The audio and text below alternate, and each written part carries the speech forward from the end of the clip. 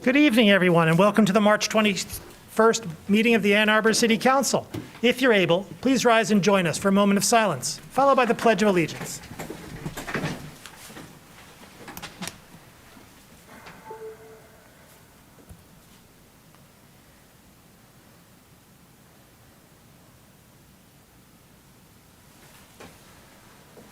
I pledge allegiance to the flag of the United States of America and to the republic for which it stands, one nation, indivisible, with liberty and justice for all.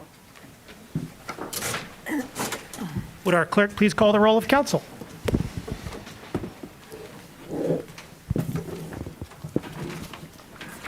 Councilmember Hayner. Here. Councilmember Dish. Here. Councilmember Griswold. Here. Councilmember Song. Here. Councilmember Grand. Here. Councilmember Radina. Here. Mayor Taylor. Here. Councilmember Iyer. Here. Councilmember Nelson. Here. Councilmember Briggs. Here. Councilmember Ramlawi. Here. We have a quorum.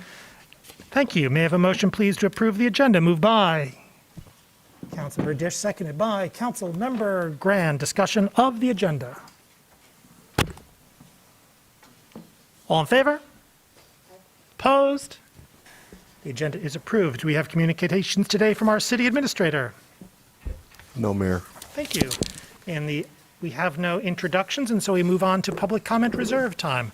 Public comment reserve time is an opportunity for members of the public to speak to council and the community about matters of municipal interest. To speak at public comment reserve time, one needs to have signed up in advance by contacting our city clerk. Speakers have 3 minutes in which to speak, so whether you are at the podium here or at home on Zoom, please pay close attention to the time. Our clerk will notify you when 30 seconds are remaining at the podium or by Zoom, and also when your time has expired. When your time has expired, please conclude your remarks and cede the floor. Our first speaker today is Clerk Westfall.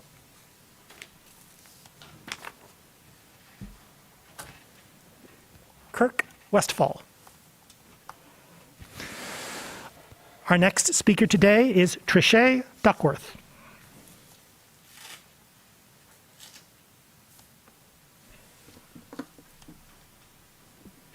Ms. Duckworth, you can go ahead.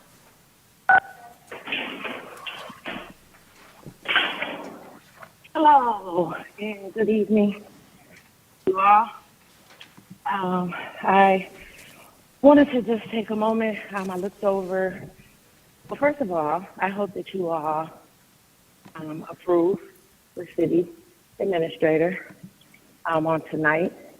I do believe that, well, we hope that this will be a page turned, that will start to change the culture there in the city. Everyone was so adamant to get rid of Tom Crawford, and I kept telling people it's not a Tom Crawford issue, it's a culture of the city issue. And so we hope that this culture will begin to change, and that Ann Arbor will do more than performative things when it comes to building racial equity. I've seen that you all removed the whites only clause. Great, but it was performative. You created, Juneteenth as a holiday. Great, but it's performative. All of the racism and healthcare crisis, all of these things are performative. When people truly believe in something, what do you say? Put your money where your mouth is. Meaning that allocate resources to the areas that you know need them the most. When it comes to this ARPA funding, with that, it saddens me because I don't think that you all reach to the part of the community who may need those resources the most. And the White House Engagement Office was clear to state that these funds were meant for those who suffered most through COVID. I see that, we had artists that suffered. Yes, but the Black community, the low-income community suffered greatly through this COVID crisis. So we're looking for programs and allocations that would aid in what the community has gone through this COVID crisis. And I understand you all had a process of surveying and engagements and all of that, but you got to understand the portion of the community that doesn't engage in things like that because they've been ignored by you all for so long. So they're disengaged. And so that would mean that you all would need to do some things differently when it comes to engaging the Black community and the low-income community in your areas. Because it is likely that you have gotten feedback from those that are on the privileged end and may not be suffering as much as 30 those seconds. that have lost loved ones, that live in low income areas. We're just asking you to really engage and think about what you're doing with this funding. Also, even investing into grassroots organizations, Black-led organizations. It's time for Ann Arbor to really think about racial equity and stop doing it on a performative level and do it on a manner which really means that you are invested in the Black community. Thank you. Thank you. Our next speaker is Glenn Nelson.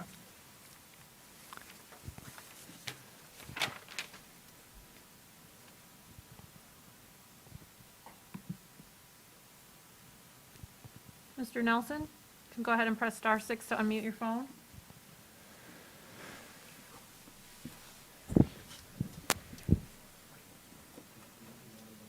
I'm Glenn Nelson, one of the leaders of Citizens for Mental Health and Public Safety.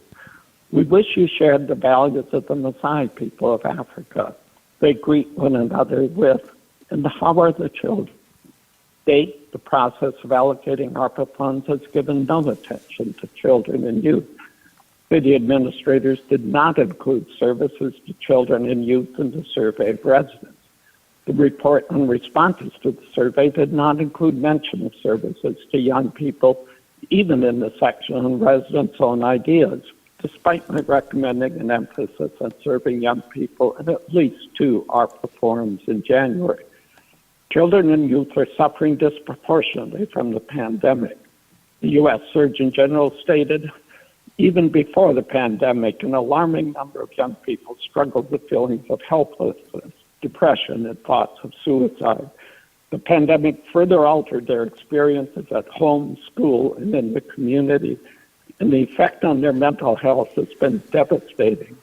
The future well-being of our country depends on how we support and invest in the next generation.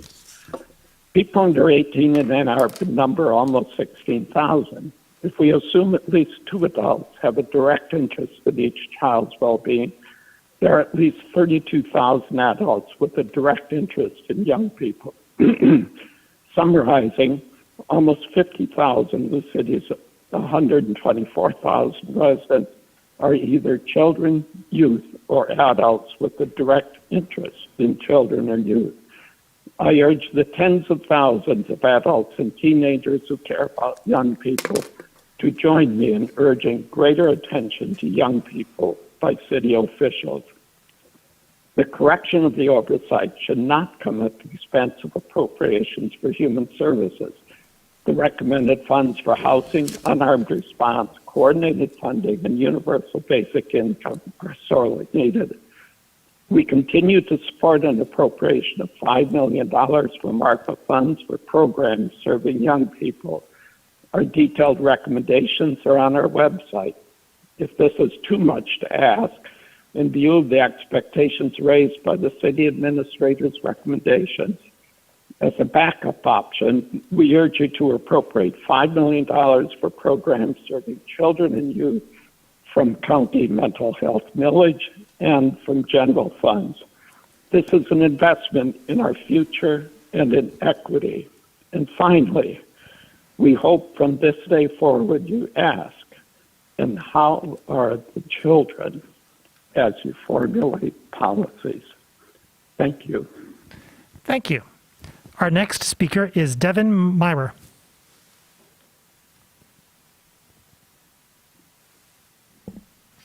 Mayor, I don't see Mr. Meyer on the call.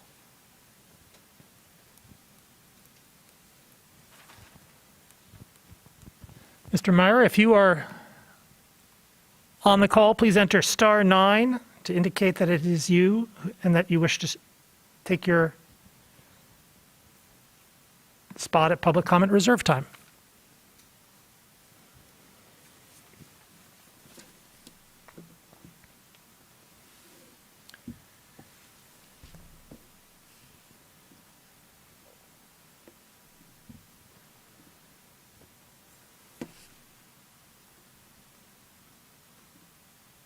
Mayor, I don't see his name or phone number on the Zoom call. Or anyone with *9? No. Very good, thank you.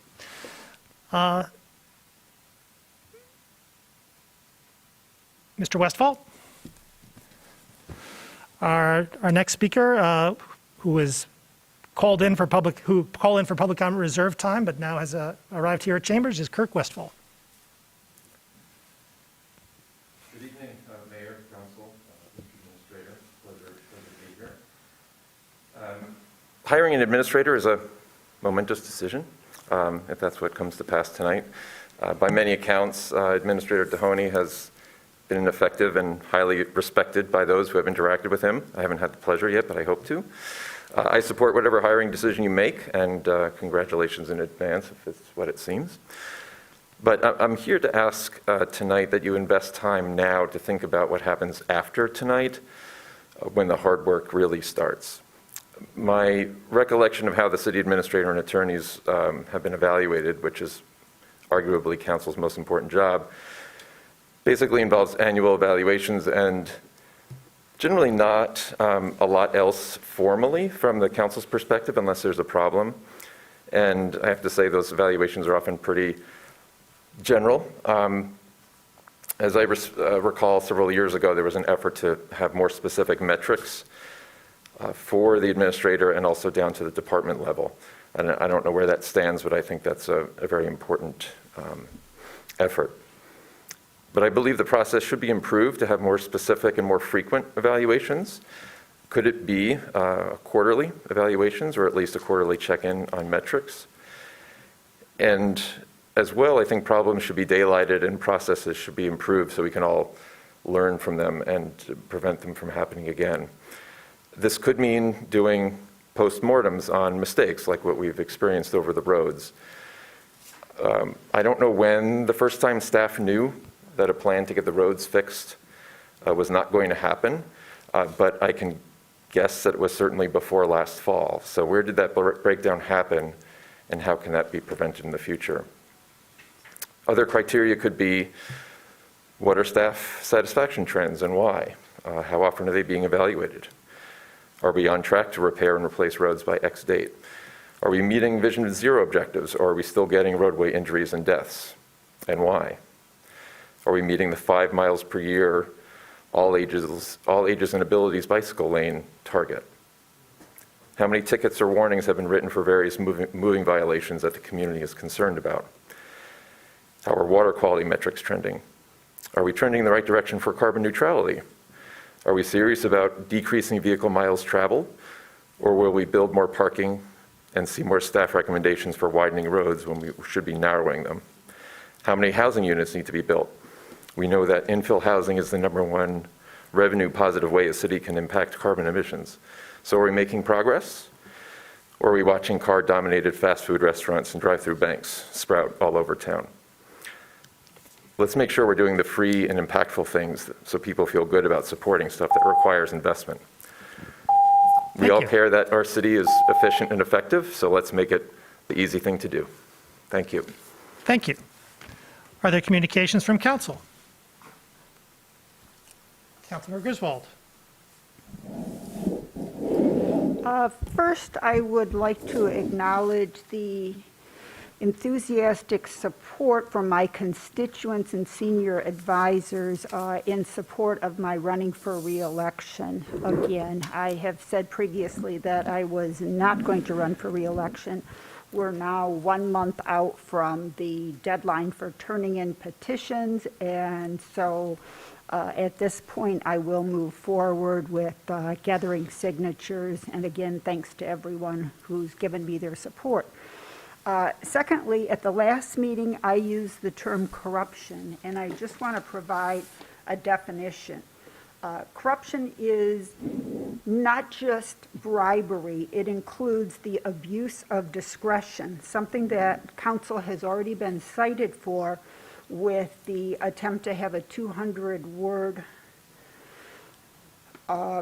caption on ballot language. It also means making decisions based on misinformation. So I just want to explain that. It is much more than what was probably assumed last week. And lastly, to address a topic that Clerk Westphal just talked about, I will be bringing forward a resolution for metrics, which is called Performance Transparency. And I look forward to comments and feedback from the community as well as council members and from our city administrator. We all agree we need metrics. We all agree that we need feedback loops, more frequent feedback loops, but we always seem to get busy and not quite get there. So I hope that this resolution will help us succeed. Thank you. Councilmember Dish. Thank you, Mr. Mayor. I just wanted to report on behalf of the City of Ann Arbor Council Liquor License Review Committee that we are accepting applications. The city is accepting applications for new Class C liquor licenses. These are the liquor licenses that are not in the downtown area, but they are the ones that are a kind of property in themselves. There are 8 licenses available in the city due to a population increase of about 4,000 residents, which is a very exciting thing. I'm sorry, my computer's making noise.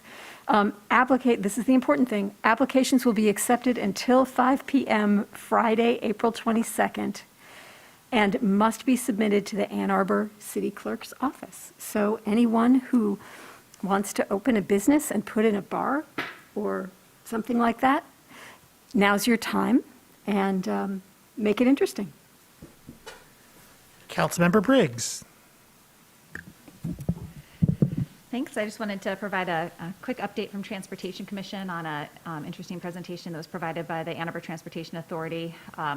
For those who haven't heard, the RIDE is doing a long-range plan through 2045. They've been collecting community feedback for the last year, but they're in the final stages of this plan development right now, and so they're accepting feedback through April 15th. So it's worth going on their website, theride.org, and providing that feedback. Some exciting elements, but I'm sure folks have feedback on it. And then also, they presented that the RIDE will be considering millage renewal and increase this year. There's been some information about that in the news, but just so folks are aware, the 0.7 property tax that is currently, residents are currently paying, that currently is not enough to even maintain the current levels of services. So the RIDE is currently proposing an increase to 2.38, which would be a net increase of 1.68. For this millage.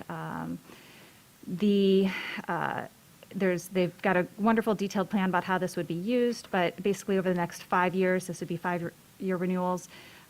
It would provide Ann Arbor Ypsilanti Express service, longer hours of operation system-wide, increase in weekend frequency system-wide, expand overnight service, add customer service agents at the Ypsi Transit Center, and provide funding for major capital projects. Just so folks know, for every $1 in local taxes that we provide, they're able to leverage another $1.40 in federal and state transit grants. So this is a net investment in our community. Again, they'll be accepting feedback on that through the next board meeting when the board's going to be making a decision. And I'll have more to say about it later. Thanks. Further communication from council. Councilmember Song.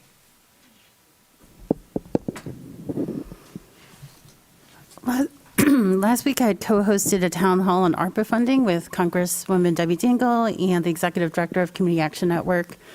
I'd like to thank both and how they represented local needs and the continued fight to fight for more funding, and how it was how the need continues. Congresswoman Dingell especially noted how the pandemic isn't over, and the discussion really went on to speak to the deep need that exists within our community. Executive Director Derek Miller spoke to how Community Action Network's demands for services and feeding our children in our community, 25% of whom live under poverty line, and were serviced by Community Action Network. The group has not received a single dollar in COVID relief funding. I encourage you all to take a look at social service directors, or speak to social service directors and understand how this need is ongoing. I also wanted to share a conversation I've had with other community members who've encouraged a second ward resident to run and is expecting to pull petitions next week. This physician specializes in end of care and end of life care and disparity in healthcare. So I'm excited to see this race happen in Ward 2, and I'm grateful that folks care so deeply about our neighborhoods. Councilmember Hayner. Yeah, thanks, Mr. Mayor. I wasn't going to say anything, but I just want to correct the math of my colleague from Ward 5 about the AATA millage. The city charter sets aside 2 mills in the charter for AATA. So they're not working with 0.7 mills, they're working with 2.7 mills. So add 2.38 to that, and they're going to be over 5 mills. So they have the 2 mills by charter, and I think that's, part of a city's responsibility is to support transit, and that's why it's in our charter. But, 2.7 is the current mill rate for the AATA.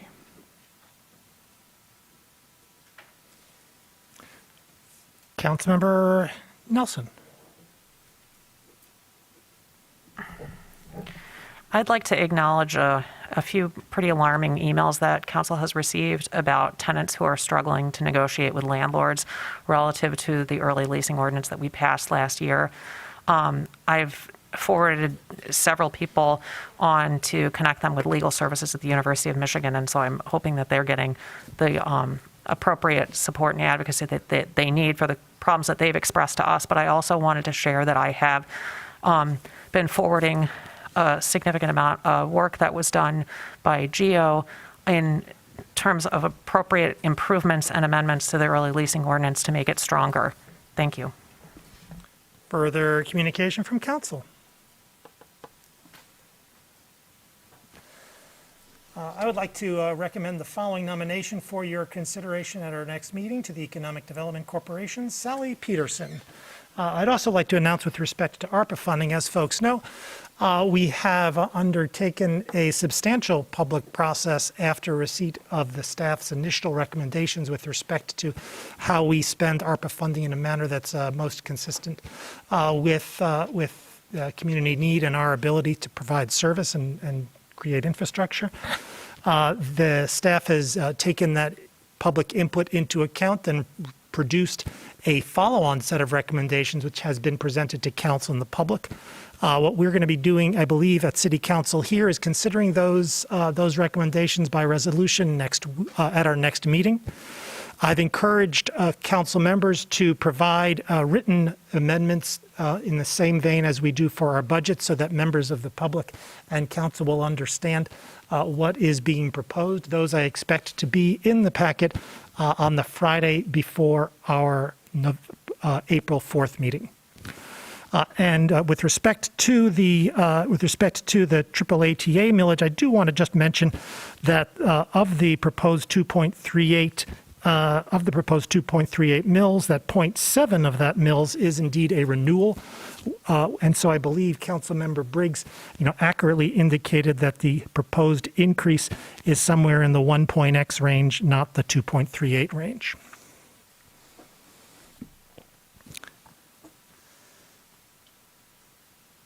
We now have before us the consent agenda. May I have a motion, please, to approve the consent agenda? Moved by Councilmember Iyer, seconded by Councilmember Adina. Discussion of the consent agenda.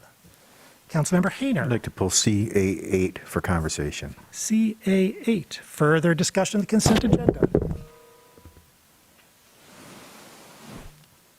All in favor of the consent agenda with the exception of CA8, please say aye. Opposed?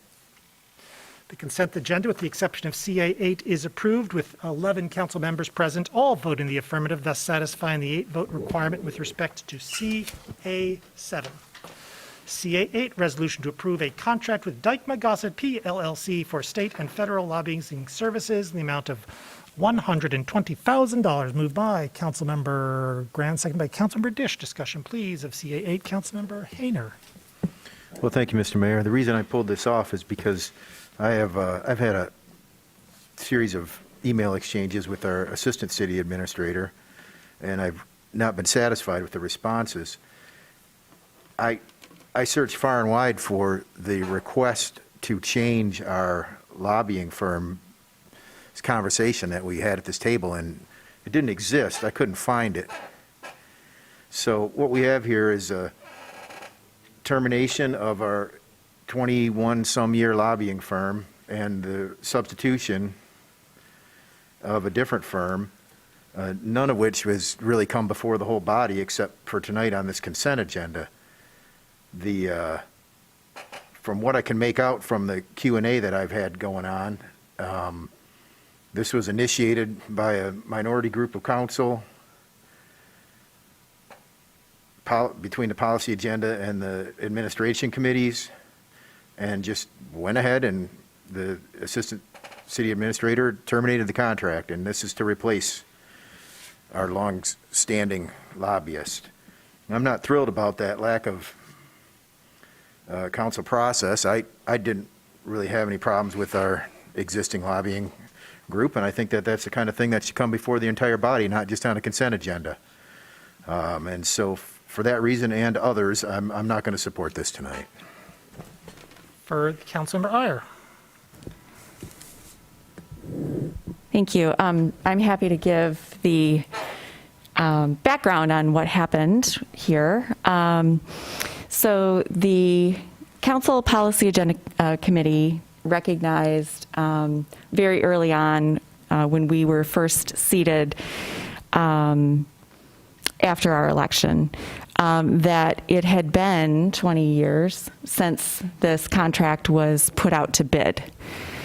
Now, one of the issues that I ran on as a candidate was that I don't believe in no bid contracts. I think bids should be competitive, and that they should be, for a contract like this, it should be let out from time to time, every few years, and we should reassess the marketplace and take a look at whether we're getting the best value for our dollars as a city. I think it's widely recognized that no bid contracts are just not good government.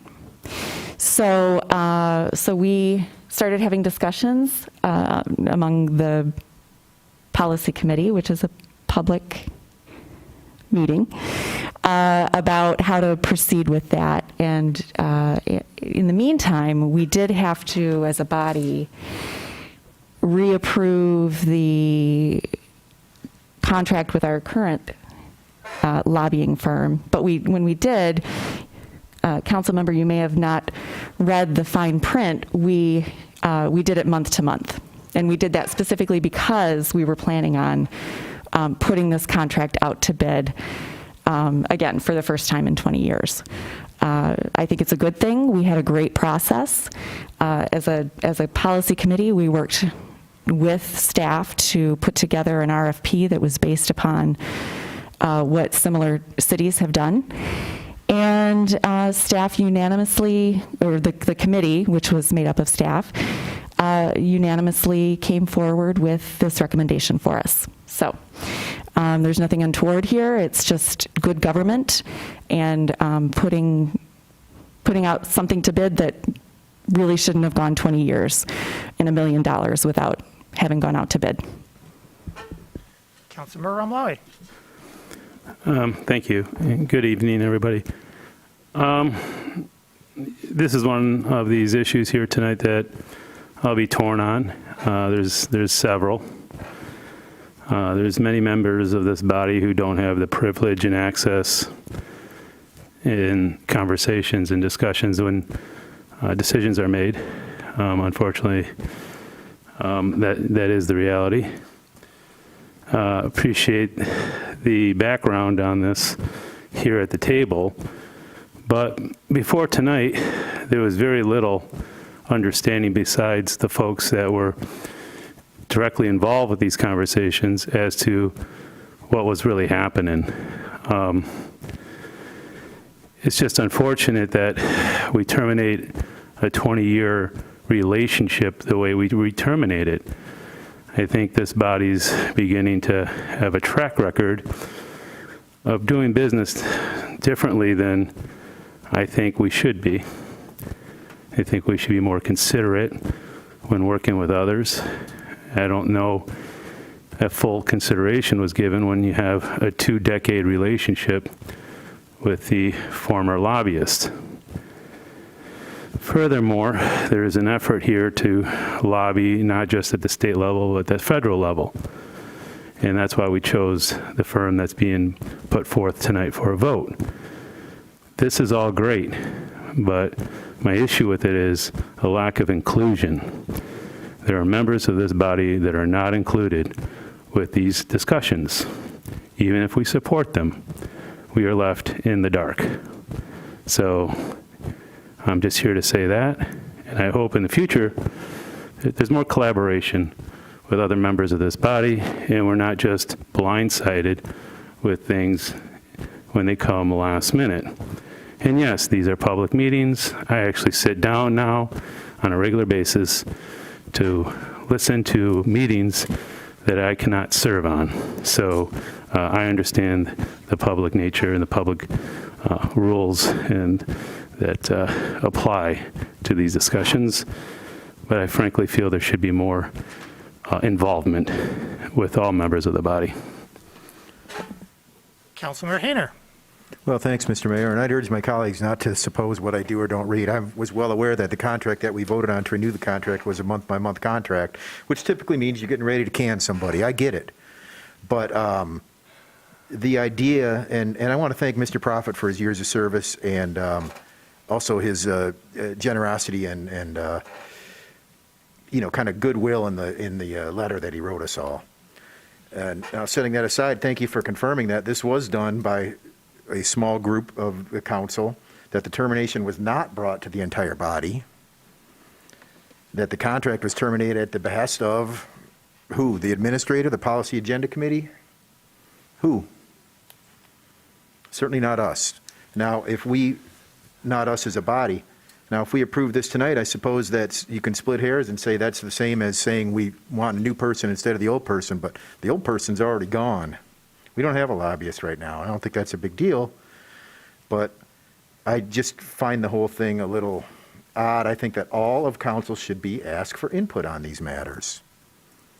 It means a lot to even to the, when we all are asked to approve and we are allowed to amend at the table the policy agenda for that year. As a former seat on that committee, I certainly have my input into that. And I was happy when others at the table would modify it before approving. But I don't recall doing that in this case. I don't recall saying, "Hey, let's get rid of one firm and pick a new one." And the fact that the policy agenda speaks to state and federal lobbying or state and federal efforts, well, of course it does. We all know that the legislation flows downhill. So if we got to spend another $60,000 a year, well, $45,000 a year, 60 plus 60 now, 120 for this new person, so that we can reach up for federal dollars that we may or may not need, well, so be it. I assume a majority will support this, but I don't. Councilmember Grand. Thank you. I want to thank Councilmember Iyer for her explanation of the background. I'm not a member of that committee, so it was really helpful, having not been part of those conversations, to hear how our colleagues were working to make some pretty difficult but important decisions for the city. Change is hard, but we as an 11-member body can't be working on every issue, and that's why we have to hopefully have some trust in our colleagues and then have the final say at the table. But we do have staff that make decisions about bringing forward all kinds of contracts, and then we vote on them as a council. That's the process that we normally follow, and this isn't anything different. But I do think that staff, and there's a pretty extensive discussion of the process, both in the main packet as well as in the council response questions. You can see what the presentations were from the different groups, and I did take time and look at proposals and understood after reviewing them why the committee made the decision that they did. I think that this does place us in a stronger position to both lobby at the state and federal level, and I think Mr. Dohoney has made some excellent arguments in terms of why we really need to pivot towards doing both. Because we're looking at hopefully major federal dollars that I do believe that people in our community really can benefit from. We have major social service needs and major infrastructure needs, and making a small investment in a lobbyist that understands those processes, I believe will benefit our residents for years to come. Councilmember Rodino. Thank you, Mr. Mayor. I want to echo, I think, some of what my colleagues have said about the process here. I think, to clarify, one, this was not a cancellation of a contract. A contract expired, and we needed to either re-sign a contract with our existing lobbyist or hire a new lobbyist. When we did approve last year, kind of the month-to-month process, I believe there was some discussion at this table about going back and rebidding this. So it shouldn't, I don't believe, be that much of a surprise that this process was happening. But I also, this was a process that I struggled with as well. I value the fact that, particularly in a lobbyist, relationships and ongoing understanding of the community and things like that are important. And so the relationship was something that I struggled with as well when we were talking about this in the policy committee. And I don't want to put staff on the spot too much, but I know that it was a topic of discussion. And so I don't know if Mr. Mahoney or Mr. Fournier would be interested in kind of reiterating. It helped me in understanding kind of the importance of not allowing a long-standing relationship to jeopardize the integrity of a bidding process. And so I don't know if there's anything else you'd like to add to that. I know that it was helpful in kind of me separating from that aspect as well.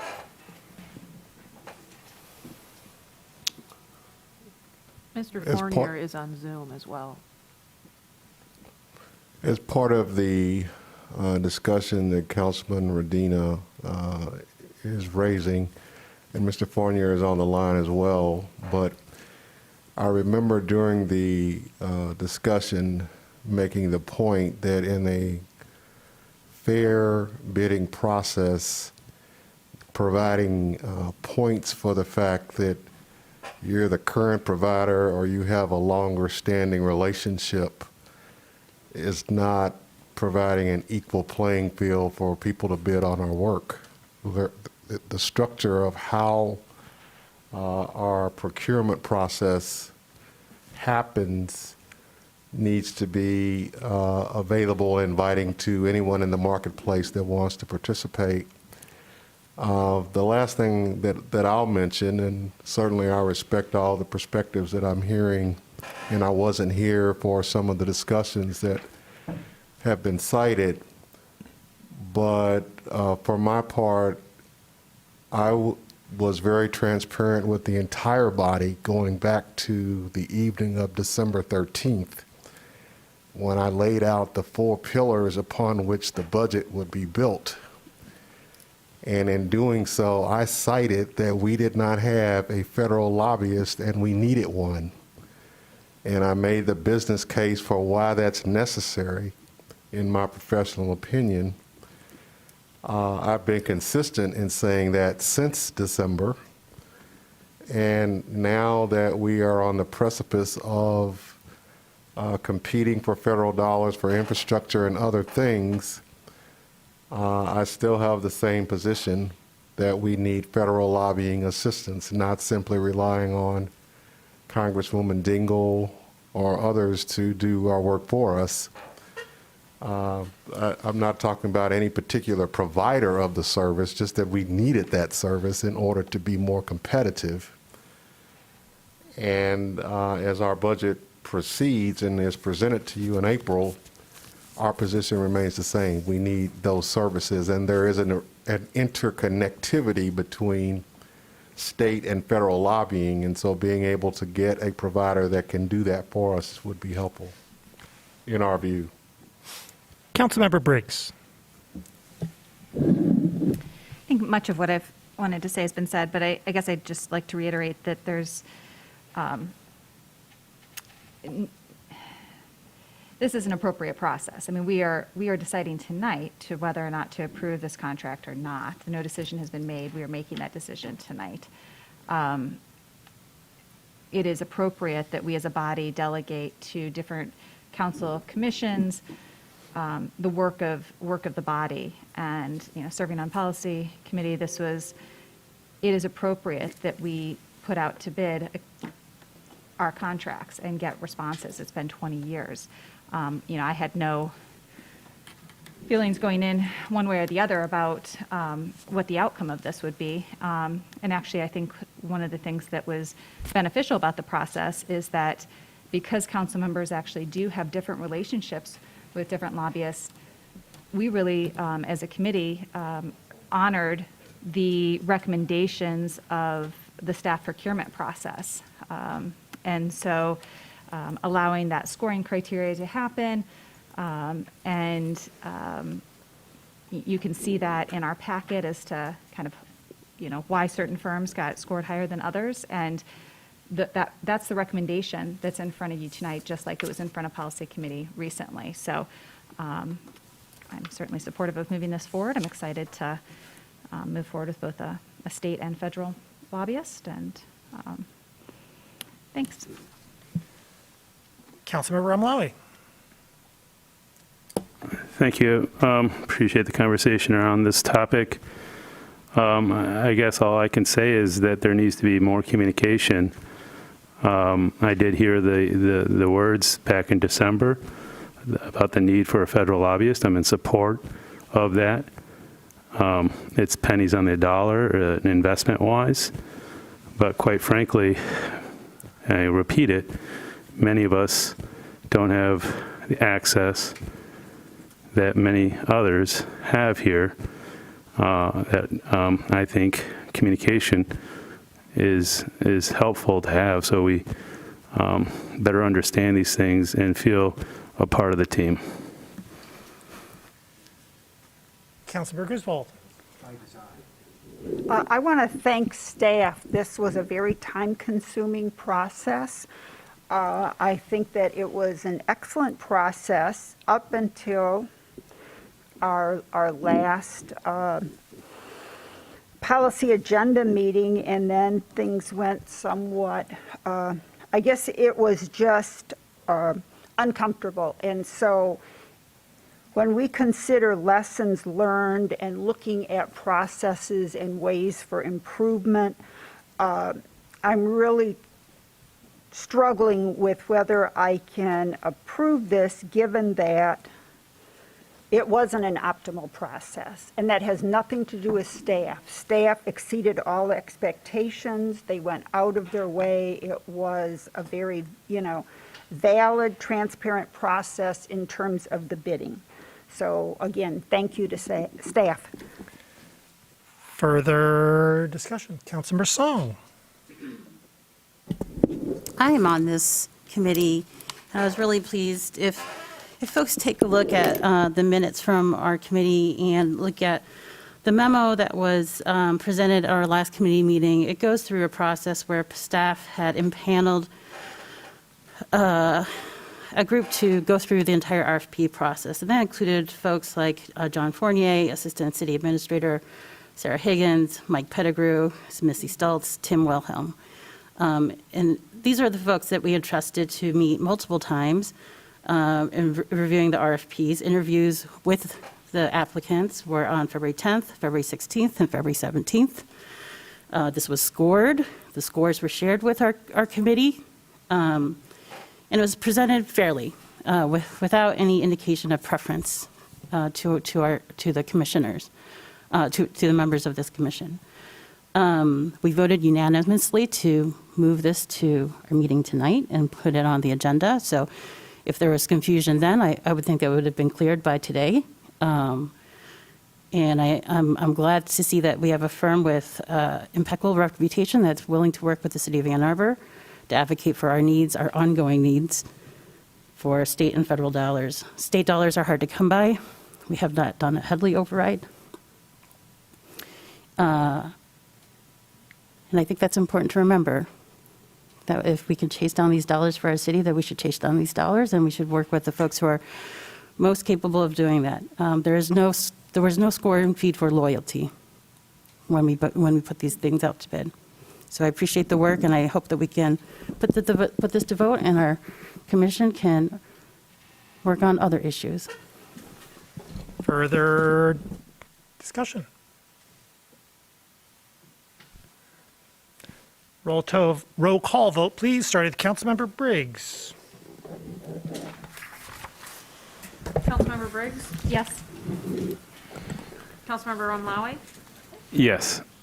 Councilmember Hayner? No. Councilmember Dish? Yes. Councilmember Griswold? Yes. Councilmember Song? Yes. Councilmember Grand? Yes. Councilmember Medina? Yes. Mayor Taylor? Yes. Councilmember Iyer? Yes. Councilmember Nelson? No. Motion carries. We have before us the regular session meeting minutes of March 7, 2022. May I have a motion, please, to approve these minutes? Moved by Councilmember Iyer, seconded by Councilmember Dish. Discussion, please, of A1 minutes. All in favor? Opposed? These minutes are approved. C1, an ordinance to amend Chapter 55 zoning, rezoning of 0.5 acres from TWP Township District to R1B Single Family District, Wilson Berry Property, 614 Riverview Drive. Moved by Councilmember Griswold, seconded by Councilmember Dish. Discussion, please, of C1.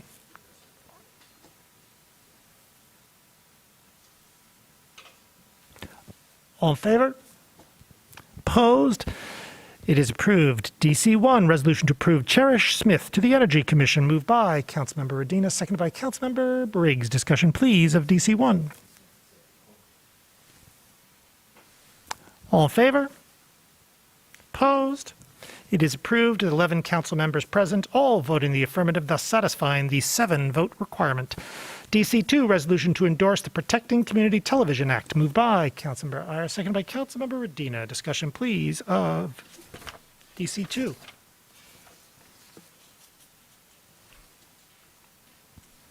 All in favor? Opposed? It is approved. DC3, resolution to approve the hiring of Milton Mahoney Jr. as city administrator. Moved by Councilmember Grand, seconded by Councilmember Dish. Discussion, please, of DC3. Do we have Ms. Sell on the line, Ms. Beaudry?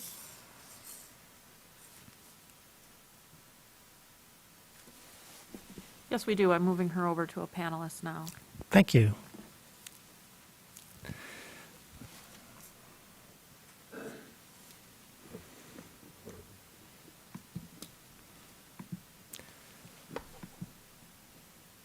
Good evening.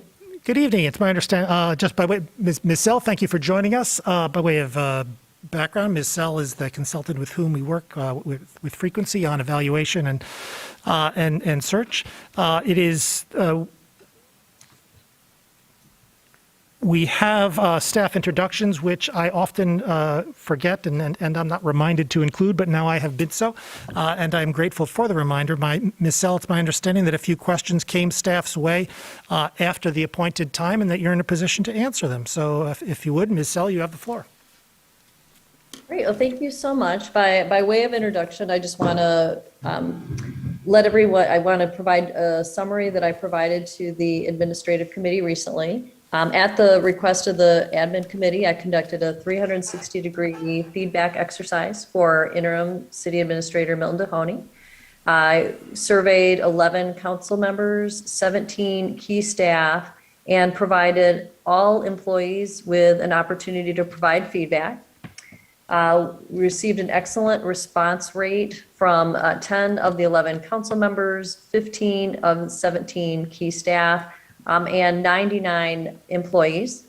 I summarized the feedback and provided it to Mr. Mahoney, who then provided me with a response that I included in the documentation. The feedback has been overwhelmingly positive, and in a short period of time, Mr. Mahoney has provided a calm and stabilizing environment that stresses inclusion and respect. Mr. Mahoney's extensive experience, natural leadership, and communication style is much appreciated by many council and staff members, and it has been requested by many respondents that he become the permanent city administrator as soon as possible. At this point, I'm also not recommending a national search, and in part because when there is such a strong internal candidate, it is extremely difficult to attract good candidates. And this is from my experience doing about 15 other top-level administrative searches. Also, to provide the continuity that he has and leadership that he has provided, I think would serve the city well. And at this point, I'm happy to answer any other questions. Thank you for that introduction. We'll include you here in the on staff to be called on in the ordinary course. So I appreciate it. Thank you. Taking my speaking term, I am absolutely delighted that this is on our agenda this evening. As folks know, Mr. Dohoney was hired as our interim city administrator for a number of months, and that number of months has not yet passed. However, it is plain and obvious to me a couple of things. First and foremost, it's plain and obvious that Mr. Dohoney is a gentleman. He is a person of great character, intellect, integrity, and vast leadership experience. He is plainly and obviously an outstanding city administrator, and we are incredibly fortunate to have him here working with this council, this staff, and this community to make Ann Arbor the home we all wish it to be. I understand, too, of course, that we have staffing challenges, that we have folks who are in need of hiring at the senior level, and nothing would, I think, improve our chances of hiring people who are excellent and serve the city for a long and distinguished service. Then having a permanent administrator. It is difficult to hire in the event of uncertainty at the top.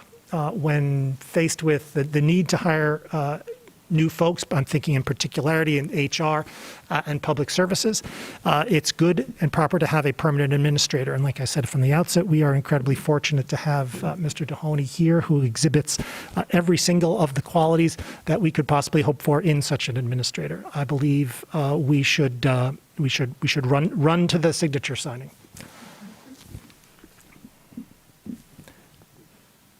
Further discussion, Councilmember Griswold. Yes, while the interview process to make Mr. Dohoney a regular city administrator may have been somewhat light, we also had an extensive search for an interim city administrator. And Ms. Sell, do you want to just quickly summarize that? And it definitely was not a superficial search in any way. No, not at all. I would have to say that I provided some candidates, as well as Stephen Postema was heavily involved in actively recruiting top-notch candidates for that opportunity, for the interim opportunity. Oh, okay, thank you. And I just want to say that we had a list of candidates, and I was very forceful in saying none of these candidates are adequate, and really push Stephen Postema. And I would say this is probably by far the best working relationship Stephen and I had. I thought we worked really well together, and we found an excellent candidate who's exceeded our expectations. And when I talked to Stephen, I said things like, we need someone who's overqualified. We need someone who can come in and right the ship. We need someone who has excellent leadership skills. We don't want a manager, we want a leader. And Mr. Dohoney is all of those things. And so I encourage everyone to support this resolution tonight. Further discussion? Councilmember Remlowey. Thank you. I share in much of the excitement and appreciation that has been expressed of having Mr. Dohoney here in this organization. He has no doubt helped stabilize what was a very unstable situation. And my comments do not discredit the effects that he has on this organization. I alluded to this earlier as to having things come to us with not a full engagement, the lack of communication with the complete board. And here we have a situation where we were asked to fill out a survey to to give Mr. Dohoney and others an understanding of his effects. When I filled out that survey, I did not think I was filling out the same type of document or form that I would fill out if someone were to ask me, what am I looking for in a city administrator? And I will just ask Ms. Sell here, the evaluation you gave us, the form and the questions, is that the same type of form and questions that you would give in the event that we were to start a national search and hire a full-time city administrator? Are we asking the same types of questions? Or was the intent, because I did not believe when I filled that out, that that's what I was doing at that moment, but perhaps they're synonymous. The processes are generally very different, and the questions would be different. When interviewing a candidate for a new position, I try to develop questions that are based on the hiring criteria. In this case, I was asked to get feedback on the performance of Mr. Dohoney. So I did focus on experiences as opposed to in an interview when I would be looking at different criteria. I appreciate that, and I appreciate the honesty and the candor. I just don't have enough time with my first speaking time on this. I'll probably be cut off at some point. But the evaluation itself and the feedback that we got was rather incomplete. It wasn't deep on comments by executive staff. A hair under 100 city employees responded to it, and many council members expressed that they had not worked long enough with Mr. Dohoney to fully answer those questions in an adequate or responsible way. But yet we are here tonight to make a very big decision, the number one city employee we have. Councilmember? Further discussion? Councilmember Hayner. Thanks. I'll just make some general remarks here.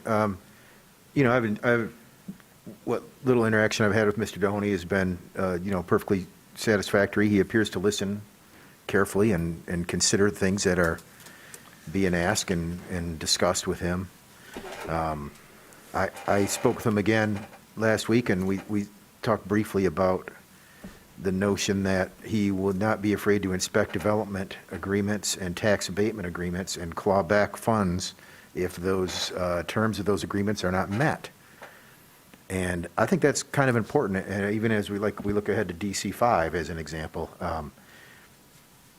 You know, when we gift developers in various ways, we need to make sure that we're getting the most for that gift. And I think the fact that he's had experience doing that in other cities and has vowed to do it here if necessary is something that means a lot to me.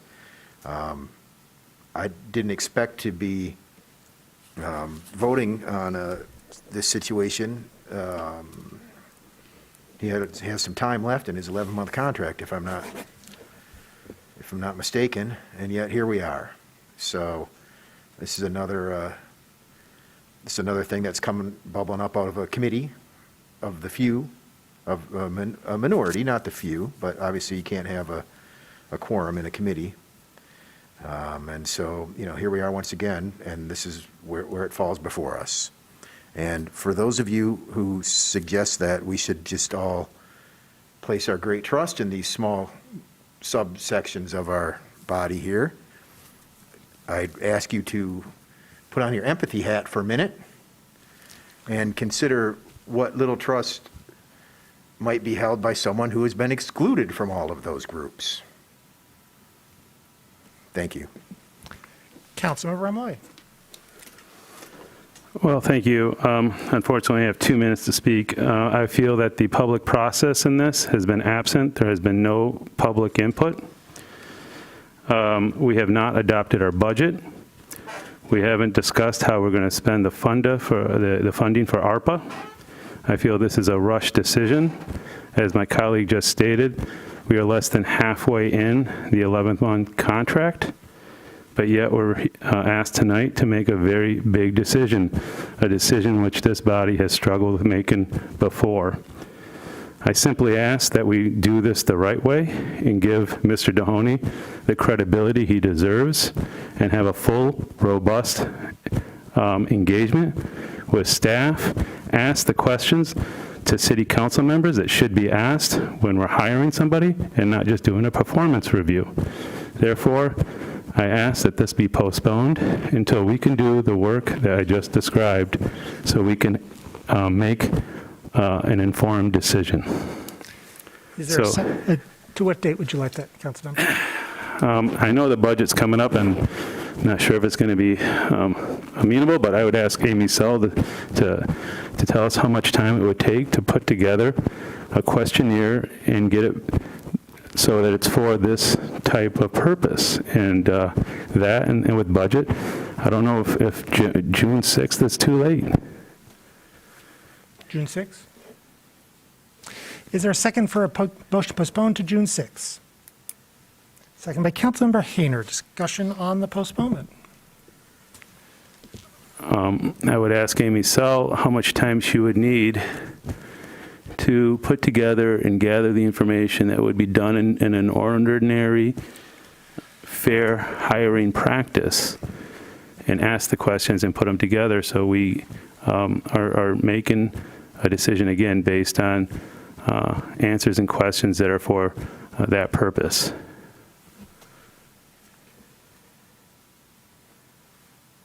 Am I to respond to that? If you please. Okay, thank you.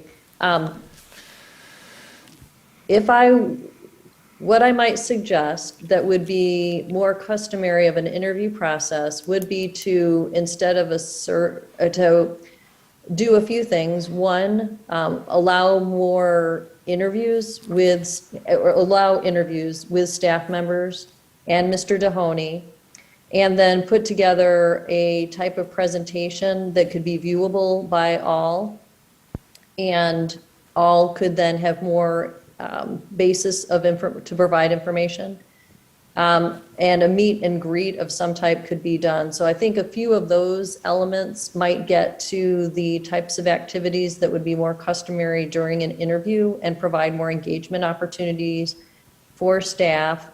So I wanted to mention that those options should be or could be considered, and that a time frame to do these activities would probably be between 5 and 7 weeks.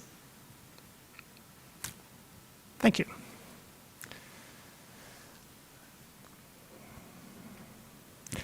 I'm going to be voting against the postponement. We don't need to interview a gentleman that's been working here with distinction for months. When you have a rock star, you hand him the guitar.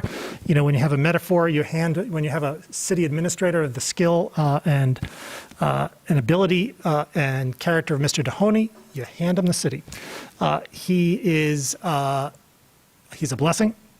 We should acknowledge it, and we should move forward. Councilmember Redina. Thank you, Mayor. You said a couple of the things that I was planning to say, and I am also going to oppose postponement. We did undergo this process when we hired Mr. Dohoney as interim. What we have seen since then is him perform at or significantly above, I think, what any of us expected in an interim administrator. The mayor has spoken about kind of the qualifications and distinctions. I agree with all of those sentiments. I would struggle going into a process or a search in which we would be looking for qualities or experiences or qualifications that Mr. Dohoney doesn't already have or exude. And so, I also want to call attention to the fact that there's been a couple of mentions of the fact that there are a few months left in this temporary contract. But we would need to begin a search process before that contract expires, or we would once again have kind of another acting or interim administrator. And each week or month that passes by, without us making Mr. Dohoney permanent, we risk losing him. This isn't a permanent job unless we make it one. And so if we were to take that risk, it's very well possible that other cities that see what he has accomplished here, the stability that he has provided, the respect that he has gained from council and from staff, and they might come in and scoop him up from us. And I'm not interested in having that happen. I think he has served us incredibly well, and I look forward to continuing to work with him to improve our city. Thanks. Councilmember Briggs.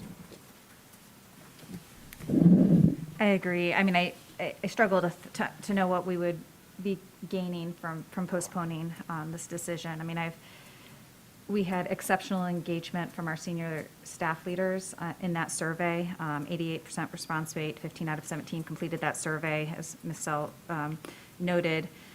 Again, the themes of that were that he was helpful, engaged, organized, flexible, decisive, listens well, responsive, makes adjustments based on feedback from staff, supports employees, models integrity, is good, even-tempered and good-natured. His marks from senior staff were all above 5. These are the themes that I would expect. This is exceptional response after just a couple of a relatively short time of working with Mr. Dohoney. I mean, I think we saw 99 staff members in the all-staff survey that responded to this survey. 60 took the time to provide comments. In our last city administrator search, we had 51 staff members that responded to the all-staff survey. So we have higher staff response rate in this process than we did when we conducted a full administrator search last time. The reality is we were looking for an interim individual, and what we found is somebody who has performed in a way that is exceptional. I don't know why we wouldn't act rapidly to secure this person and keep Mr. Dohoney with us. I'm excited that he is here, and I look forward to securing him as our permanent administrator. Councilmember Dish. I don't see the value added in the process that Ms. Sell outlined, and that is no reflection on you, Ms. Sell. But when Mr. Dohoney had been here for barely 7 weeks, he offered us a stupendous presentation at our annual budget meeting where he creatively solved problems that just a few weeks earlier we had been told were unsolvable, and we just had to resign ourselves that fewer of our roads would be less well fixed. He turned that right over with a creative solution about bonding for road financing. There have been many such moments. I don't need to see any more of them. I don't need a meet and greet. He's there usually. I can meet him and greet him. All we would get from this is a delay, an expense to the city, and as Councilmember Redina mentioned, the risk of losing a valuable and likely someone whom we couldn't find anyone nearly as good leader. Councilmember Ramlawi, then Nelson.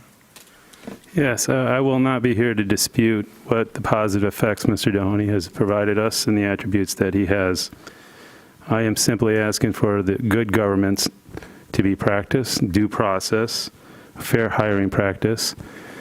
And, I don't understand the point of that evaluation if it was going to be used for a hiring process. If that was the case, we should have been just given a survey and questions that would have been for the hiring. So for myself, I see a switch and bait here. And to compare the staff responses to this performance review to a search for a city administrator and the response and the results at that, you're comparing apples to oranges. I think that's not a fair example.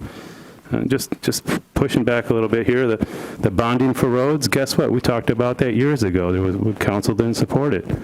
It wasn't supported by the mayor and others. So this is not a new idea. This is an idea that has been kicked around for many years. I know where this vote's going tonight. I just asked for a more robust, inclusive process, but this council shoots first and asks questions later. I get it. Councilmember Nelson. Thank you. I appreciate support from Mr. Mahoney in the interest of bringing stability to the city and in deference to the significant experience that he brings to the position. However, I would like to share a call to action distributed to the community by Councilmember Dish in 2020. I'm contacting you today to let you know that City Council is in the process of hiring our next city administrator and urge you to speak up now by sending an email to Council if you want to have a voice in this future-shaping decision. Yesterday, 4 finalists for the position of city administrator interviewed with City Council and with 2 other panels, one made up of city staff and the other of invited community leaders, including me and the 4 other primary winners. Council will deliberate on and likely finalize the hire at a special work session this coming Monday, August 23rd. If that sounds quick to you, it is. This process is moving faster than is customary for a hire of such importance to the city's future. More important, residents have had no chance to interact directly with the candidates at a virtual town hall or other public forum, as has occurred in every other hire of similar importance. This call to action prompted residents to email Council with the following statements. I am writing to ask that the City Council makes a bigger effort to engage the public during the city administrator hiring process. Ann Arbor deserves a process that is not rushed, so we get the right person to lead us in such a difficult time. Make this decision with the full input of the public and do not rush it without due process. From another email. I am writing to express my concern about the process and speed of the effort to hire a new city administrator for Ann Arbor. From another email, I am distressed by the rush to hire a new city administrator without the input of the public. For every other position of similar stature, the previous city administrator's hiring process, police chief, school superintendent, there has been a chance for citizens to speak with and ask questions of the candidate. Another email, I would ask that you think about process and how it's been done in the past. What's the reason for not allowing the citizens of the city to have some input? Rushing through things rarely leads to a good outcome. You've been given the power and trust from the people to do things right. These same people tend to be fairly intuitive and smart. I am sure they would prefer you act with integrity. Ideally, our community is led by people who have sincerely held beliefs and principles that guide their public statements and decision-making. The decision before us tonight, unfortunately, highlights and underlines just how eagerly this body engages in disingenuous postures for the express purpose of manipulating public perception. Community members do watch our meetings, and they are reaching out to me to share what they see. I expect Mr. Mahoney to be approved tonight as our permanent city administrator as a relatively new resident and city leader. I hope that as he learns more about our community, he sees that we are smarter and more decent than what he sees at these meetings. Thank you. Councilmember Grand. Thank you. I'd like to read a quote from Councilmember Nelson during the last hiring process. I know that I'm going to be accused of insulting the public or dismissing the public, but there's a relatively small number of people in our town who are going to have a lot of skin in the game in terms of who we choose. Nelson said, arguing all 4 finalists are excellent.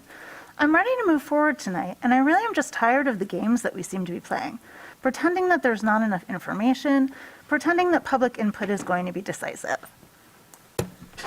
Councilmember Iyer. No, I'm not done. My apologies. Thank you. Part 1. Part 2. Mr. Mahoney is an outstanding administrator. We should not run. We should recruit the Purple Track Club from Pioneer to run for us at their national record-setting pace to get him to come and stay here. My experience with Mr. Mahoney has been that he's always 3 steps ahead of everyone else in the room, that he listens carefully, that he asks great follow-up questions, and then he pulls from his extensive experience as a professional city administrator and brings something new to the table every time. He has been responsive when I've had concerns about policies, about communications with staff. Every time, he is just outstanding. So to think, and one of the reasons I asked, amongst others, Ms. Sell to be here with us, was to really talk about the process. There's nothing, it's a different process than we've had because we did the interviews and we asked these questions and what we were looking for, and we interviewed the candidates for the interim level.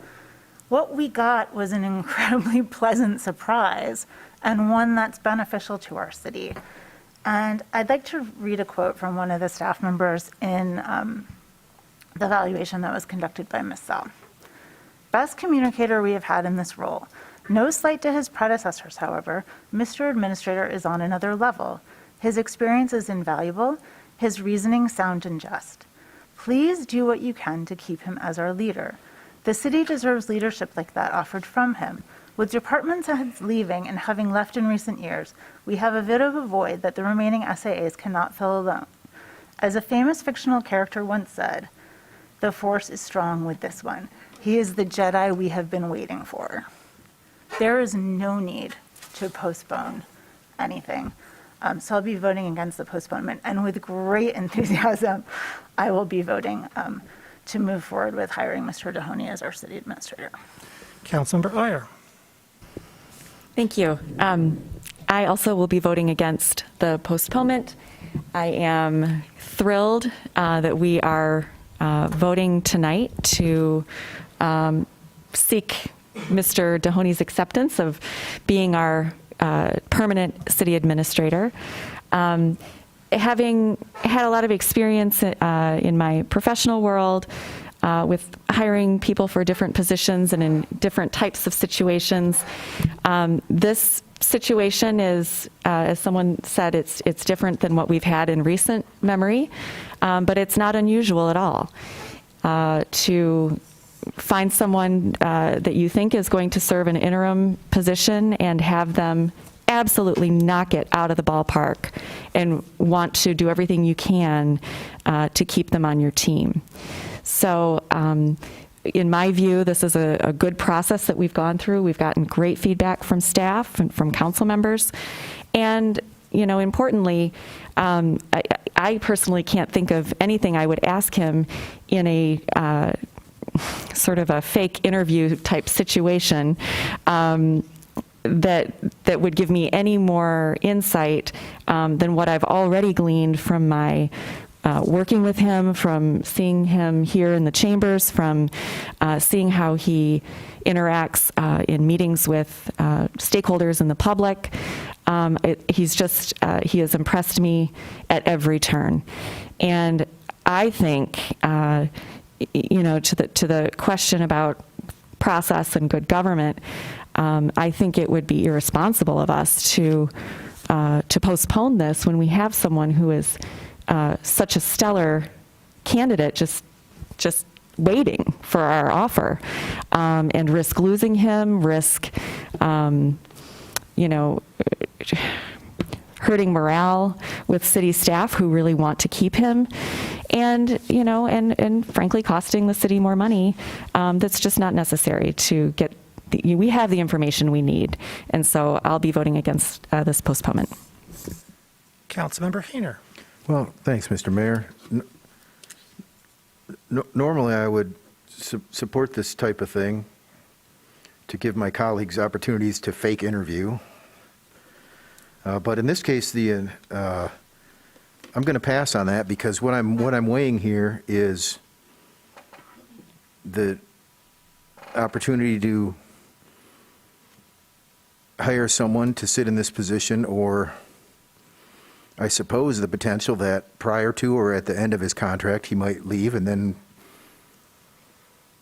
what are we left with?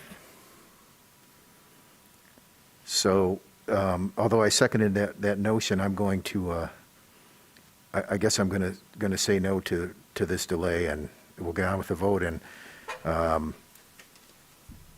you know, the more vigor with which some people at this table support Mr. Dohoney, the less inclined I am to support him myself. I have to be honest. It concerns me. I'm not sure what's been going on, how these people have all this insight and input and FaceTime with our city administrator. Are our council rules for communication with staff being followed? I doubt it. Further discussion on the postponement. Councilmember Song. So on the postponement, my worry is that this would impact the ongoing work at the city. I've seen Mr. Dohoney in meetings at the county with Mr. Dill. I've seen him, I've heard reports back with his efforts with our federal representatives, from Congresswoman Dingell to Senator Stabenow. I've been encouraged to see him do intensive outreach with our public schools, other executive, Dr. Swift, and trustees. I know he's met with our local NAACP. He's been invaluable on the Police Oversight Commission work. There's so much work to be done at the city, and that requires executive leadership.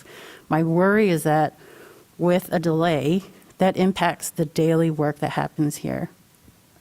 The daily work that also requires leadership, demonstrated leadership in hiring. So as far as I know, we are still in the process of hiring a diversity director. We're in the process of hiring a public works administrator.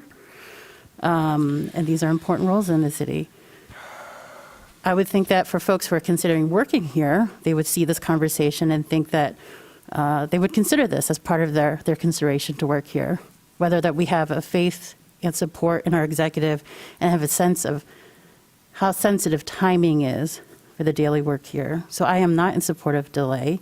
And, you know, let me also just allude to the messages that we have received from the public, if not, you know, from these community members who have reached out to us expressing their delight and excitement around Mr. Rotohoney coming to the city on a permanent basis. There's also downtown businesses who are very excited to see this happen.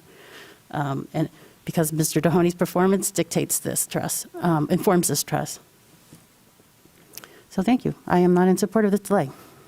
Further discussion of the postponement? Roll call vote on the postponement, starting with Councilmember Briggs. Councilmember Briggs? No. Councilmember Ramlawi? Yes. Councilmember Hayner? No. Councilmember Dish? No. Councilmember Griswold? No. Councilmember Song? No. Councilmember Graham? No. Councilmember Redina? No. Mayor Taylor? No. Councilmember Iyer? No. Councilmember Nelson? No. Motion fails. Further discussion of the main motion? Roll call vote, please, starting with Councilmember Briggs. Councilmember Briggs? Yes. Councilmember Ramlawi? Yes. Councilmember Hayner? Yes. Councilmember Dish? Yes. Councilmember Griswold? Yes. Councilmember Song? Yes. Councilmember Graham? Yes. Councilmember Redina? Yes. Mayor Taylor? Yes. Councilmember Iyer? Yes. Councilmember Nelson? Yes. Motion carries. DC4, resolution to advance sustainable food options at city facilities and events, moved by Councilmember Nelson, second by Councilmember Dish. Discussion, please, of DC4. Councilmember Nelson. Thank you. This topic was first brought to me by a Ward 4 resident, and then we passed a resolution on September 7th of last year asking for a report on food purchases made by the city. And a report from January 31st was included on our public agenda for our February 7th meeting. I have asked for Dr. Stoltz to provide some background on this because there was a little bit of confusion at that September meeting that I think she can help clarify. I'm excited that Dr. Stoltz's department is now participating in meetings with Washtenaw County Food Policy Council. Conversations around more sustainable food procurement policies have been going on at the county level for some time, and so we are basically joining their efforts and having important conversations. So if Dr. Stoltz is available to talk a little bit about this, I would appreciate it. Mayor, Dr. Stoltz is available. Thank you. Dr. Stoltz. Yes, thank you so much, members of council and Councilmember Nelson, for the opportunity to collaborate on this with you. What we have before you tonight is a resolution that really advances a lot of the sustainable food practices at city facilities. Just to clarify, there's a little bit of kind of uncertainty around that. The city itself, as we saw in the report we shared with council in February, the very beginning of February, doesn't actually procure a lot of food, but it is a symbolic procurer. So we procure food at park sites, within our jail system, at City Hall, and in a few other areas. So we worked over the last few months with city staff and with a task force of local food experts, and we developed the recommendations that are in the report. And then we stepped back as staff and tried to figure out which were the actions that we want to move forward with immediately, because we have the capacity, the interest, the enthusiasm, et cetera. And so before you tonight, you see some of those recommendations really centering on choice within our food system. There's one strategy that will actually help us reduce costs by providing healthier beverage options in one of our contracts with Pepsi. And these are things that city staff are generally supportive of because they're in alignment with where we're going anyway as we embrace sustainability practices. Further discussion, Councilor Burdish. I'd like to say how pleased I am that Councilmember Nelson raised the banner for this initiative back in September, and how thrilled I am that it's on the agenda. Animal agriculture contributes almost 15% of our planet's total greenhouse gas emissions. That's a lot. But worse than that, animal agriculture is a truly inefficient way of providing people with calories and protein. So anything that we as a city can do to model less planet expensive ways of eating is wonderful to me. And in the very well-written report that, or memo, I guess I should say, that we received on February 7th, I took away that sustainable food purchasing, shifting catering purchases to local businesses and replacing less healthy beverage choices with healthier ones would save the city money, not to mention providing health benefits. And I'm all in for cheaper and better for you. Oh, so I'd like to be added as a co-sponsor. Councilmember Hayner. Yeah, thanks, Mr. Mayor. I also was going to ask to be a co-sponsor.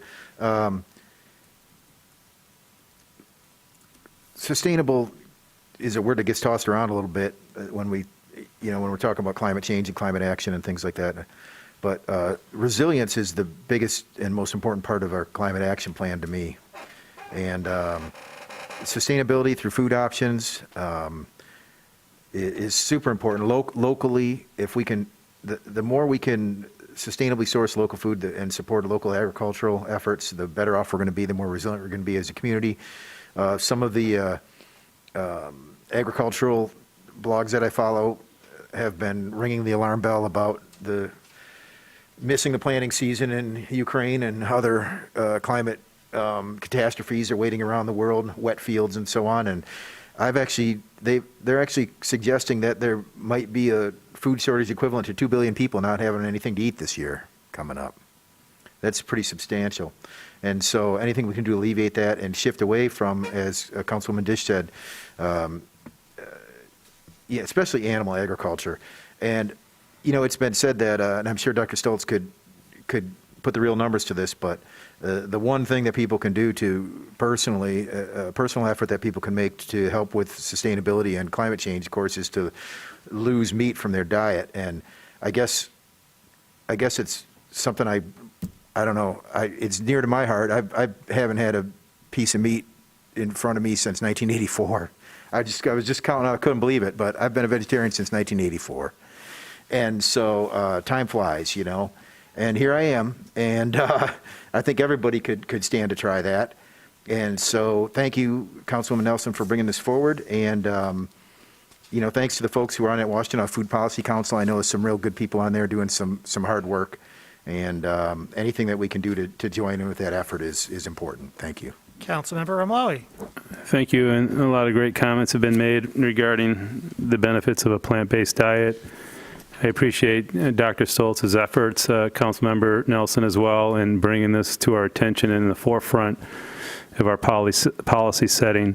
I know early on when we talked about 820, there was brief mention of food and the need to reduce our consumption of meat products and dairy products and the effects that they have on the environment, and furthermore, the effects that they have on the human body. So I appreciate this. I know it's not going to move the needle as far as we'd like, but I think it's important that we act in a way that we lead by example and educate people in doing such. And this is one small step in that direction. So thanks for that. And hopefully, I'd rather see us take steps in reducing our consumption, reducing our waste, reducing our packaging, reducing our impact, rather than focusing on things such as offsets and trying to buy our way out of this problem. I don't think we can do that. I think the inconvenient truth is we need to change our behavior, and we need to change it in drastic and meaningful ways as being as described in this resolution. If we all were to do our part, I think we would make a huge impact, and we wouldn't be needing to raise a bunch of money and spend a bunch of money in order to achieve our goals. Thank you. Councilmember Song. I'm wondering if city facilities, to the sponsors, do city facilities also include our housing, our affordable housing? And I ask only because, as you know, some of our affordable housing sites are also community centers that are food distribution centers. So is there a conflict in what kind of food is distributed there? I mean, WIC is notorious for having not sustainable food being distributed.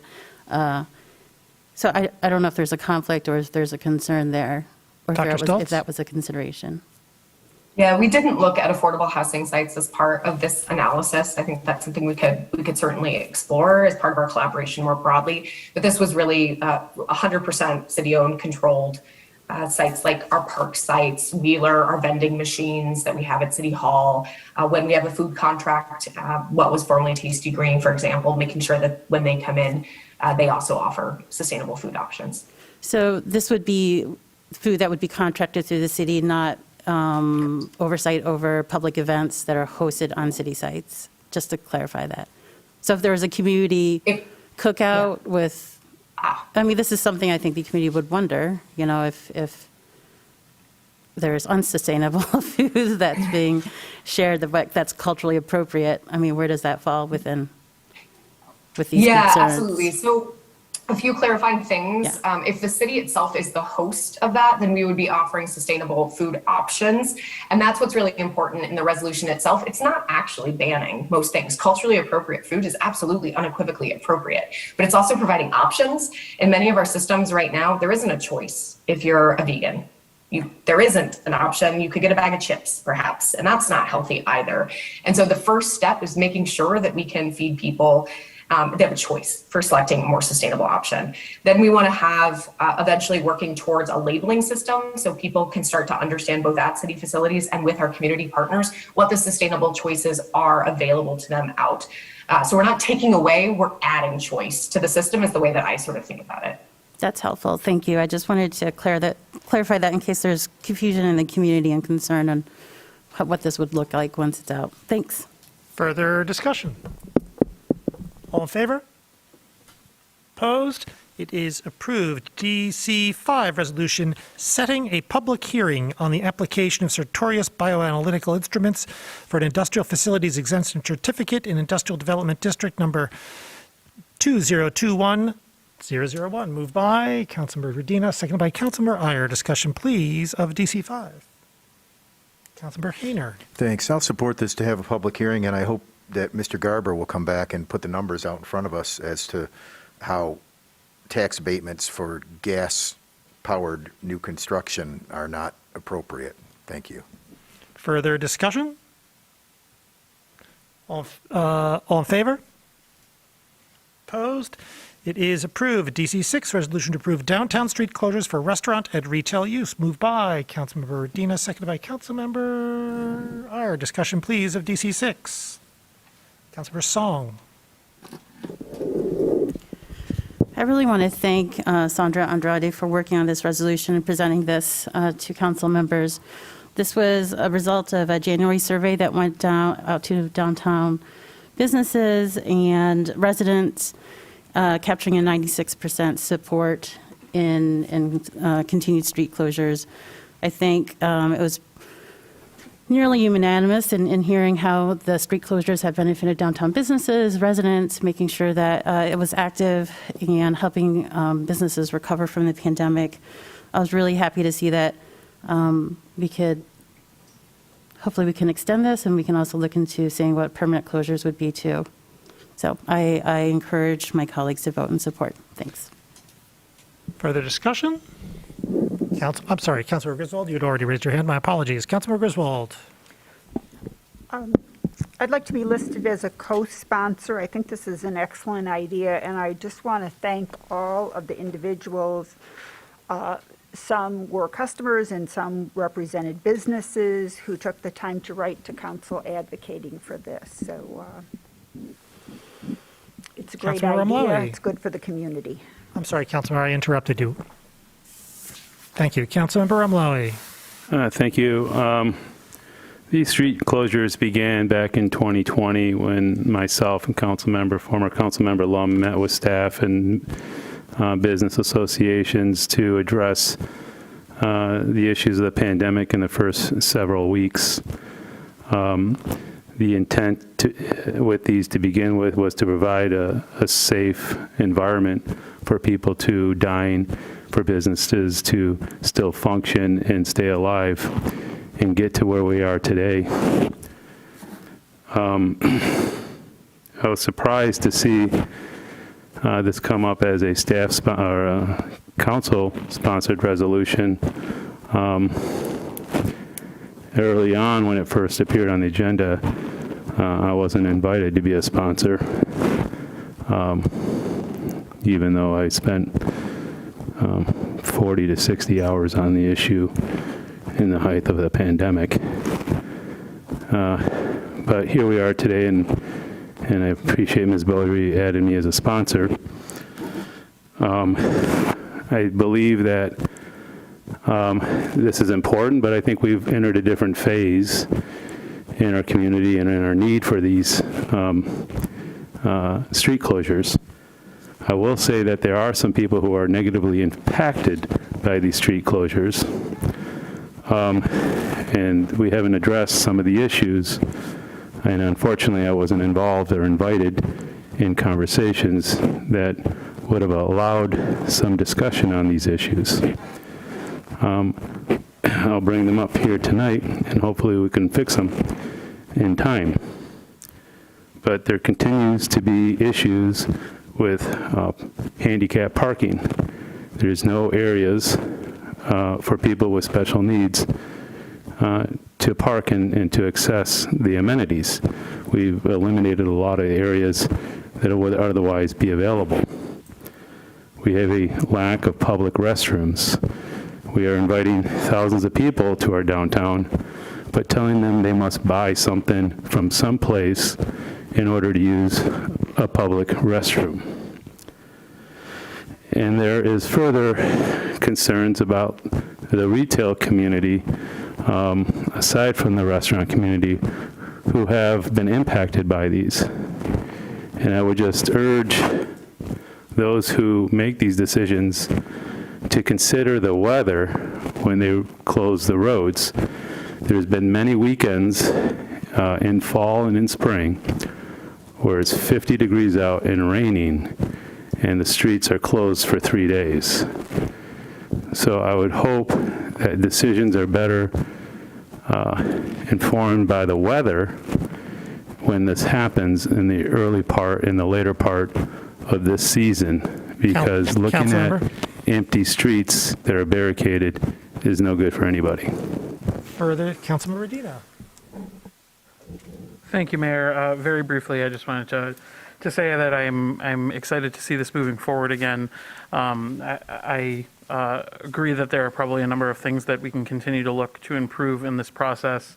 I am one who would love to see if we could figure out some way to continue this annually into the future. I think the vibrancy of our downtown and the community building that takes place, I think regardless of the pandemic, people enjoy being outdoors and being able to visit with one another and visit our businesses and seeing the people downtown, investing back into our local economy is really exciting. So, I encourage us to continue looking at a number of the things that Councilmember Romali just mentioned, but I know that there are others as well around, emergency vehicle access and things like that we need to consider, but I hope this is something we can continue to look at into the future, and I would like to be added as a co-sponsor, please. Councilmember Romali. Thank you for the second time to speak on this. As I was wanting to finish a couple thoughts and a little warning to our merchants and operators there on Main Street, that I do believe is what's still scheduled is next year, a major reconstruction of Main Street between William and Huron that's going to be extensive and disruptive, that is not going to allow for this to continue at least for 1 year next year. And so I don't know where we are in the design process and what could be done, but many people in the community have reached out to me and are excited about having more pedestrian activities and the infrastructure to support those activities built in to streets like Main Street. And I'm not sure if we're going to be designing anything with the hardscapes next year in 2023 to lend to this future type of use to our roads and our streets. So when we go to do this in 2023, perhaps we can incorporate some of these issues that have been raised here tonight and other places so that we can have a more pedestrian-friendly environment for the downtown visitors. Thank you. Councilmember Briggs. Yeah, just real briefly to Councilmember Romaloi's comments around the street redesign. I know the Main Street Area Association has made some requests with that regard to be considered in terms of design. So I know the staff is considering some of that and providing feedback. Certainly the changes that are being made on State Street are, I think some of those curbless streets and things like that are probably things that are going to be considered within the design of this as well to make it more accessible and amenable to events and things like that.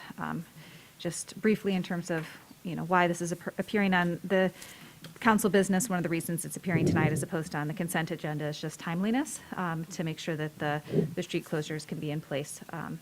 This was sort of an attempt to make sure that this moved forward quickly.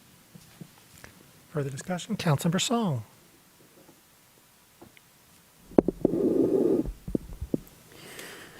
So as I understand it, these discussions, as Councilmember Malawi pointed out, began in 2020 when the pandemic first started as an ad hoc effort. And here we are almost 2 years in. It's less ad hoc and more routine, unfortunately, given the state of the pandemic. So, the one thing that I just want to point out was that this ad hoc committee was not on Legistar, was not public, did not have public comments, but really it was the onus on, I think, individual council members to maintain those relationships with community members, especially given that we are also on the DDA partnerships. What was the DDA partnerships committee? So relationships with Main Street Area Association and other groups is a delight. It's interesting to see how organizations can survive in the face of these challenges. And I'm really glad that this is one way of supporting a lively downtown environment. Further discussion? For my part, I'm delighted that this is going to be moving forward. It is styled a street closure, but it is, of course, opening the streets to full use by pedestrians. We welcome, thousands of people to downtown Ann Arbor during these weekends when the streets have limited vehicular traffic and are open to being a pedestrian walkway. And I've heard from residents all over the city expressing their enthusiasm for the amenity and their hope that this continues for years to come, as I believe it will. This is something that is really just good for everyone. We are, all of our efforts are iterative. I'm sure there are things that we can improve. I too have heard concerns with respect to disabled folks and their parking challenges, and I am looking forward to doing what we can to meet that requirement, to meet that need. But in the main, I think this is an outstanding thing that we're able to do for the community in partnership with the proximate associations, and I'm glad that it's moving forward. Further discussion? All in favor? Opposed? It is approved. Mr. McDonald, do we have a closed session today? We do not have a closed session, Mayor. Thank you. We have before us the Clerk's report of communications, petition, and referrals. May I have a motion, please, to approve this Clerk's report? Moved by Councilmember Adina, seconded by Councilmember Dish. Discussion, please, of the Clerk's report. All in favor? Opposed? It is approved. Mr. McDonald, are there communications from our city attorney?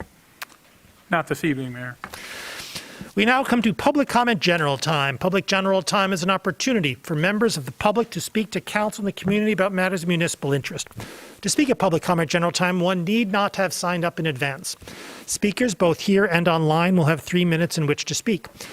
So please pay close attention to the time. Our clerk will notify all speakers when 30 seconds are remaining and when time is expired. When your time is expired, please conclude your remarks and cede the floor.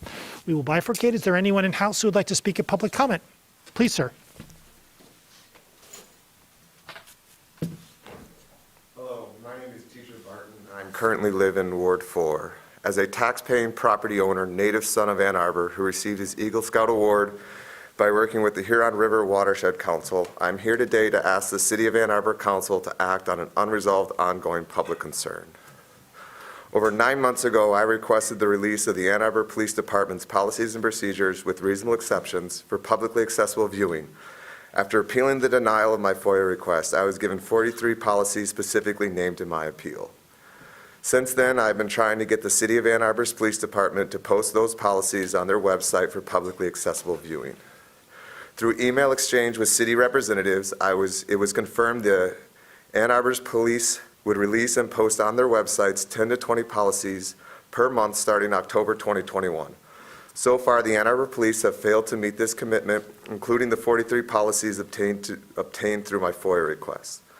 My multiple month-long repeated attempts to establish communication with my city through my representatives on this council, the mayor, various city employees, and members of the City of Ann Arbor Police Department have not come to any fruition or resolution of this issue. The lack of communication from the various aspects of my city has now required me to address this issue in a public forum as the only viable means of ensured communication. Here is my concern. Why has the City of Ann Arbor Police Department failed to meet the commitment of posting 10 to 20 policies per month on their website when there are policies like Policy 012-012 that has now been vetted twice by the city for release and have been confirmed by the police department to have been sent to the Chief of Police over 3 months ago for final release, yet have not been posted on the website for publicly accessible viewing. The official charter of the Civilian Oversight Committee for the Ann Arbor Police Department charter does not cover FOIA requests and therefore is not an option to address this concern. I have already attempted to resolve this issue through that Civilian Oversight Committee. I am now asking this representative body to take immediate action to ensure that the Ann Arbor Police Department fulfill their commitment of posting 10 to 20 policies on their website every month, starting with Policy 012-012 and the other remaining policies released to me over 9 months ago. Thank you for your time, and I look forward to seeing you respond and take actions to address this issue. Thank you. Thank you. Is there anyone else in house who would like to speak at public comment? Seeing no one, Ms. Boger, are there folks online who wish to speak at public comment? If you're online, please enter *9 to indicate that you wish to speak. Michelle Hughes, you can go ahead. Hi. I just wanted to point out that you guys approved a police union contract without any discussion, and I was hoping to hear from you that the Ann Arbor, or that the ICPOC, the Independent Police Oversight Commission, had some input on setting the goals for the negotiation of that contract, and had been given a chance to review that contract and provide comments before it came to you guys. That was something that came up last time there was a police union contract, and I remember that some of the city staff was confused about the degree to which ICPOC wanted to be involved, and I remember Dr. Jackson saying, yes, that they wanted to be involved in all bargaining contracts involving the police department. So I hope that the staff followed that and that ICPOC was given a chance to weigh in on this. Thank you. Thank you. Thank you.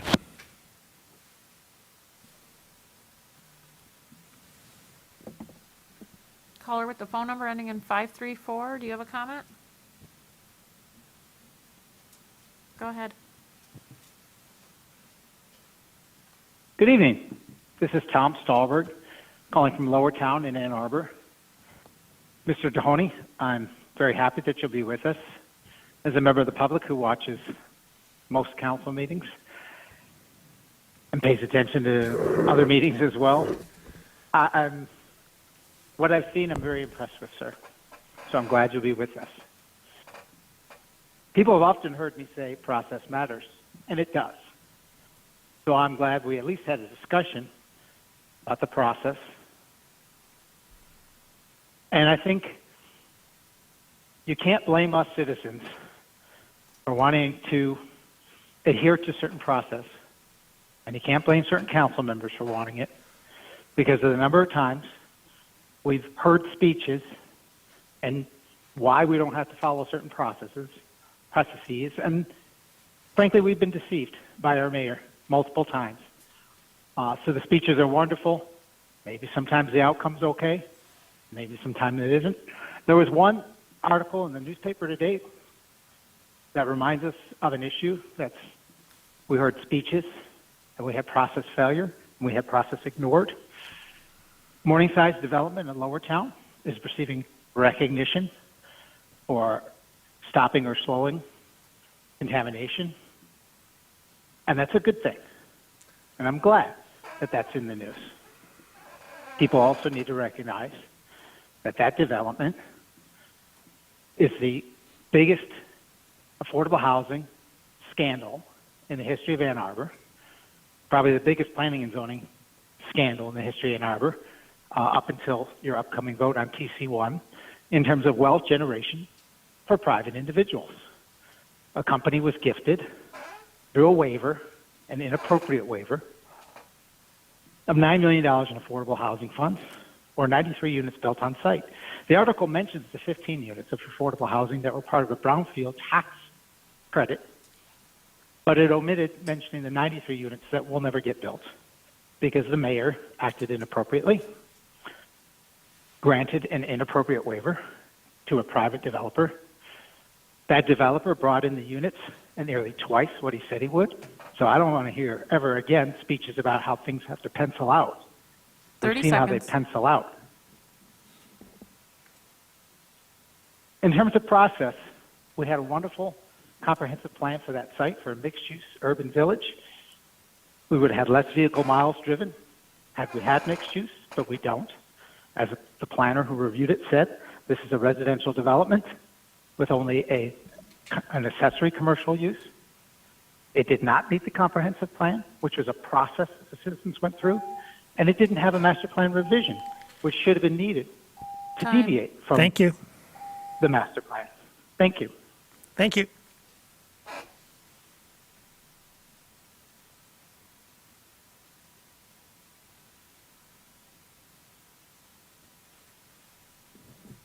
Alex Lowe, do you have a comment? Hi, this is Alex Lowe. I'm calling from Ward 3. I just want to say that while I agree absolutely that we need the right amount of process for everything we do, more process can be requested in bad faith, and too much process is one of the ultimate tools of obstructionism. So I want to make sure that we're asking for the right amount of process. As a citizen who has had opportunities to interact with Mr. Dohoney in his job, including on non-city related things, I feel like we're using the right amount of process on this. Thank you. Thank you.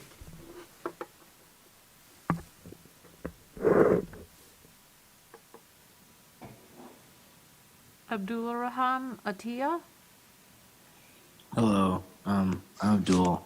I'm a student calling from Ward 2, and I wanted to call today about city administrator. Number one, from what I've seen watching city council meetings from Administrator Dohoney, he's been a great administrator. I cannot say I have any complaints. I think he's been fantastic, and I like pretty much all the things he's done so far. However, I would like to see more oversight and more a greater focus on governance from the city council as it is the city council's role to supervise the city administrator and make sure that the city administrator is carrying out the city's goals.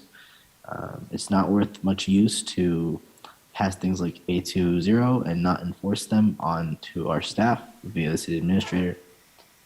Also, I want to comment on process. I do follow city council pretty closely, but I can say that, like, I don't think that the average person wants to take part in a process to give public input on the hiring of a city staffer that the public almost never sees. And if they hear about him, typically it hasn't been positive news in the past. Like if they hear about city administrator, it hasn't been positive news in the past. So I personally think that process, a lot of times when there's a request for a massive addition of process, is just to stall and to permit people who want to throw a wrench into the operations of a well-functioning city to throw in that wrench. But I commend the city and council on their decisions and decision to take the proper process, especially for hiring an internal candidate who we already know a lot about. Who's basically been in a real life. He's been doing the job, so it's even better than an interview. But yeah, that's all I have to say. Thank you.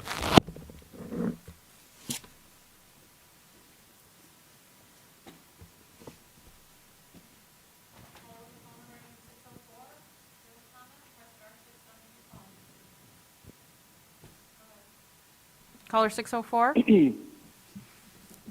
Hi, this is Eric Lipson calling in from the 4th Ward. On the topic of Mr. Dehoney, I know there was a discussion about whether there should be more public input on his hiring and a greater process. And in general, I am totally in favor of more public input and a greater process. But there are exceptions, and sometimes it's good to see that the government can act with a certain amount of appropriate haste and appropriate speed, and be a little more nimble than we're used to. And this is a case where I think it's pretty apparent that the qualifications that Mr. Dehoney has and his general demeanor and his incredible breadth of knowledge makes the city of Ann Arbor lucky to have him, considering all of the tumult and incredible amounts of roil in the city government. So he does bring an incredible air of calm and competence. And I salute him. You know, there's nothing I admire more than a competent and ethical professional, and that's what he seems to be as far as I've seen. So as just a member of the public, let me say that this is a decision of the council that I do approve of. Although, as Mr. Hayner pointed out, excluding certain members of the council from the underlying decision-making process, it robs his voters and those in his ward of his representation. So I object to that. But as far as Mr. Dehoney goes, I think you guys made a right decision. Thank you. Thank you.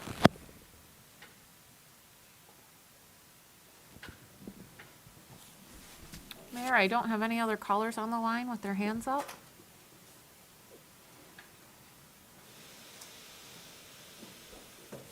See no one, public comment is closed. Are there communications from council? Councilmember Song. I just want to quickly address a concern about ICPOC and how informed council was, or if administration and council had worked with ICPOC on the deputy chief's agreement. There have been discussions since December. ICPOC had received the tentative agreement on March 2nd. So there was notice and work that was done before tonight's vote. As far as the next contract, the Ann Arbor Police Officers Association contract, we had a meeting scheduled for tomorrow. That's being rescheduled for April 11th. And the hope is that we'll be able to advance a number of IPCOC's concerns ahead of those negotiations. So There are dates and commitments towards that end. Councilmember Medina. Actually, Councilmember Song just covered what I was going to. So, Councilmember Hayner. Yeah, thanks, Mr. Mayor. Hey, I just want to announce that I've been asked and kind of honored to accept, I'm going to speak at Hash Bash on April 2nd. It's the 50th anniversary. I know this body's, we've done some good things around decriminalization of drugs and drug policy and kicking back some of the money, applying the money properly for the tax rebates from sales of marijuana to help those who are most impacted by the war on drugs. And I think that was important that we did that. And that money's been being put to good use already with these expungement fairs and so on. It's been being used to fund. And so I'm happy to see that that's happening. And I'm happy to speak. I'm not sure what I'm going to talk about yet, but it's an important event in our community. And I just excited to be up there again with some folks speaking to the crowd. The Students for Sensible Drug Policy have organized around this notion of decriminalizing all drugs up to a certain extent. And so I was reading through their information today, and it's interesting. They're going to be there at Hash Bash just like the entheogenic plant groups, the Decriminalized Nature Michigan and Ann Arbor are going to be there. And so I'd encourage the community to get out there and meet your neighbors and see what can be done to get on board with decriminalization and reforming our what are, in many instances, are senseless policies around personal use of drugs. Thank you. Further communication from council. Councilmember Griswold. I want to thank the Energy Commission for their work on the U of M housing resolution.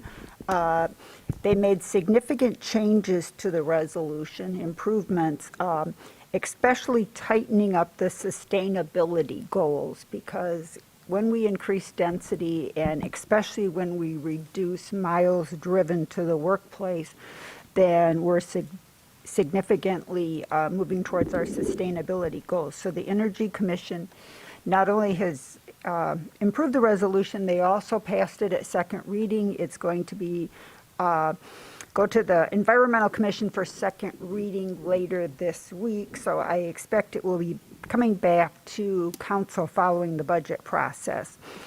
And the last thing is we keep hearing about public restrooms, and I go to other cities and they have nice trailer restrooms. So I'm wondering, is this a question for the city administrator, or is this something where we need a formal resolution? I guess I'm looking for direction. I don't need it right now.